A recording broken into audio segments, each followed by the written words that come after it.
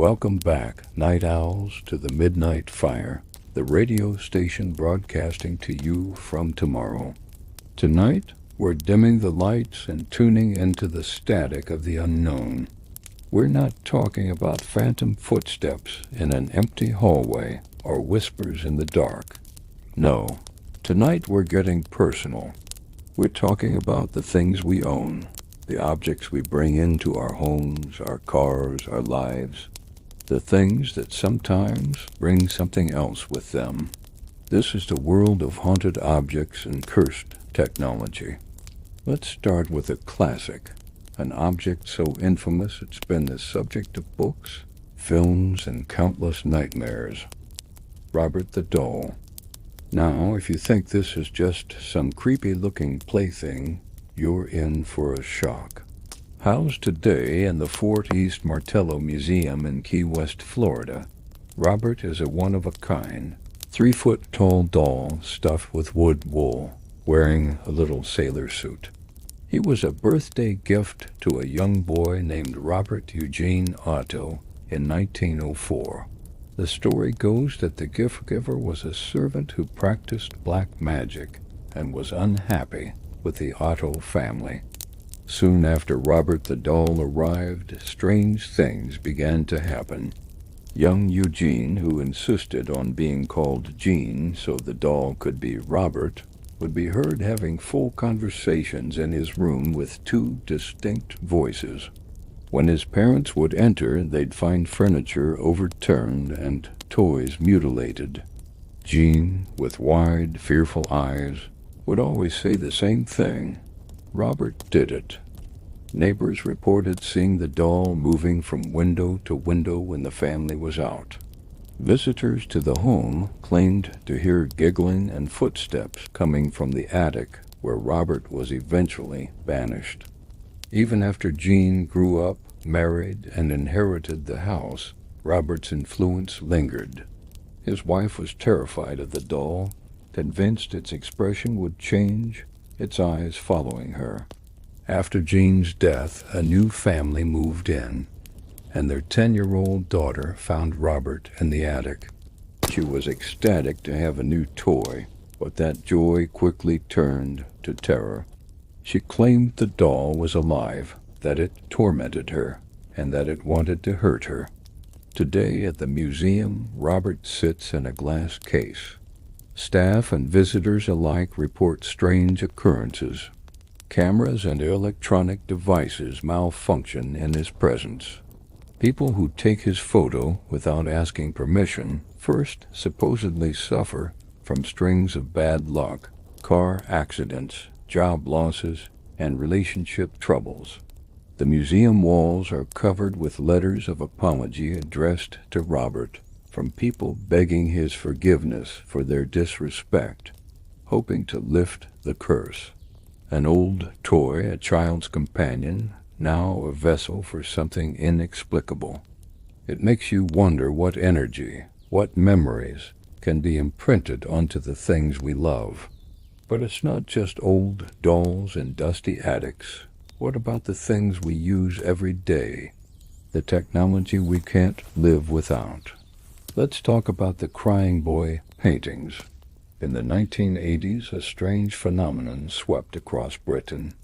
A series of fires in homes, all with one thing in common. Amid the charred ruins, a single object would be found, completely untouched by the flames.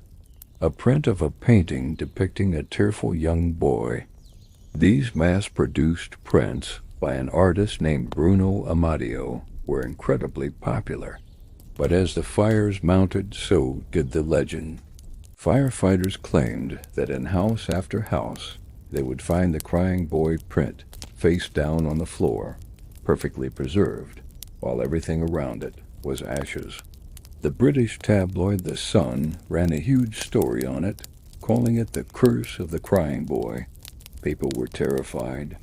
They started sending their prints to the newspaper, which organized a massive bonfire on Halloween night to destroy them all. Was it just a coincidence? A strange property of the varnish used on the prints? Or was the sorrow in the boy's eyes so profound, so powerful, that it manifested a fiery protective curse? The story itself is a chilling reminder that art can hold powerful emotions, and sometimes those emotions seem to take on a life of their own. From paintings to phones, let's get a little more modern. You've probably heard stories about ghosts in the machine, but this one is particularly unsettling. It asks the story of the phone number 359-888-888-888. This Bulgarian mobile number has been discontinued, and for good reason. Every single person who owned it over a 10-year period died. The first owner was the CEO of a Bulgarian mobile phone company who died of a fast-acting cancer in 2001. Then, the number was passed to a notorious mafia boss who was gunned down outside a restaurant in 2003 while talking on that very phone. The third and final owner was a businessman, also involved in some shady dealings, who was shot and killed in 2005. After the third death, the phone company suspended the number for good. Coincidence? A tragic convergence of high-risk lifestyles? Or did the number itself become a digital omen of death?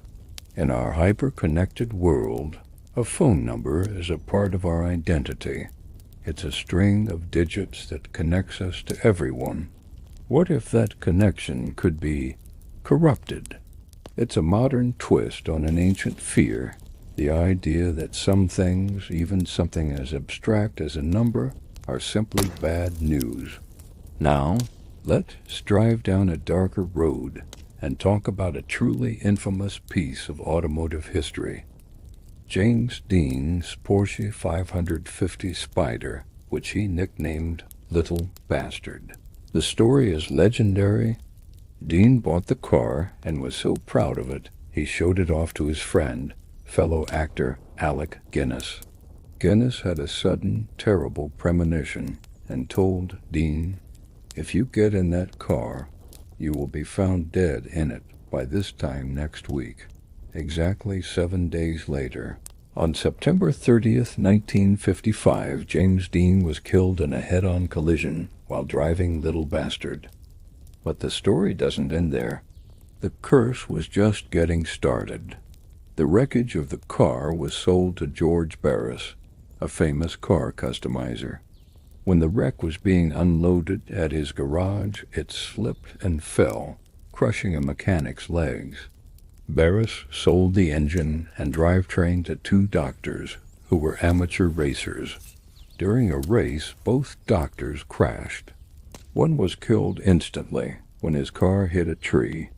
The other was severely injured when his car rolled over. Barris then sold 2 of the tires from Little Bastard. The man who bought them was driving when both tires blew simultaneously, sending his car off the road. Feeling uneasy, Barris decided to loan the car's twisted shell to the California Highway Patrol for a safety exhibit. The garage housing the exhibit caught fire and burned to the ground.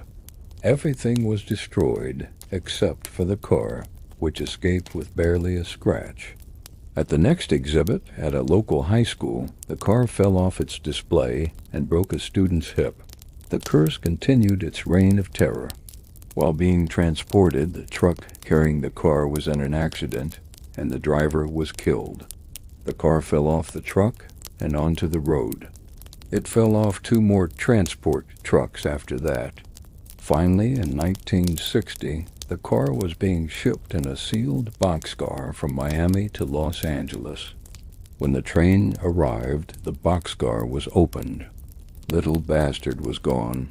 It has never been seen since.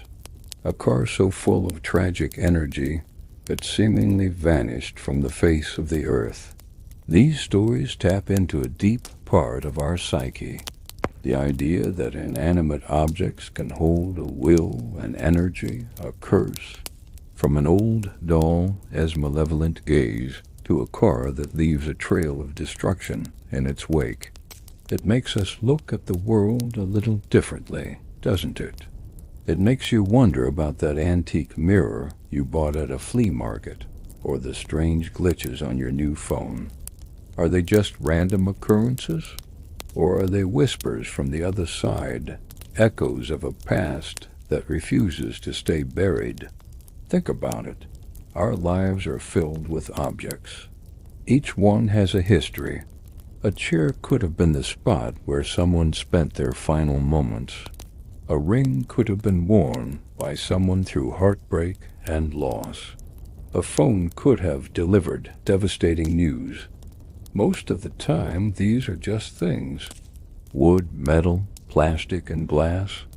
But sometimes, just sometimes, it feels like a piece of the person, a fragment of their strongest emotions, gets left behind, imprinted on the object like a photograph. Love, sorrow, anger, these are powerful forces. Perhaps powerful enough to linger long after we're gone. So the next time your TV turns on by itself, or you hear a strange noise from an old music box, or your phone dials a number you don't recognize, pause for a moment. It's probably just a power surge, a loose spring, or a pocket dial. But it could be something more. It could be a story trying to be told. That's all the time we have for tonight here on the Midnight Fire. The static is calling, and a new day is on the horizon.